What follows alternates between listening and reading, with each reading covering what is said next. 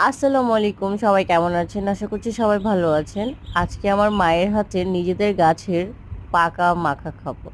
অনেক তো চলে গেল কাঁচা আম মাখার সময়, এখন এসেছে পাকা আম মাখার সময়। এই মাসটা আসলে মধু মাস, কারণ এই মাসে সব খাবারই মধুর মতো। আম, জাম, কাঁঠাল, লিচু, কত রকমের ফল। এর মধ্যে বেস্ট মনে হয় আমার কাছে আম।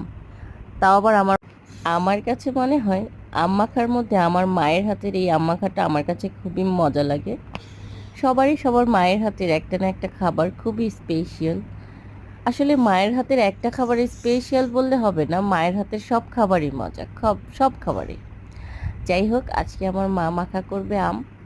আমের জন্য আমরা নিয়েছি দুধ, সাথে নিয়েছি মুড়ি, আর হচ্ছে আম। অনেকে ভাত দিয়েও খেতে পছন্দ করে, কিন্তু আমার কাছে কেন যেন মুড়ি দিয়েই মজা লাগে।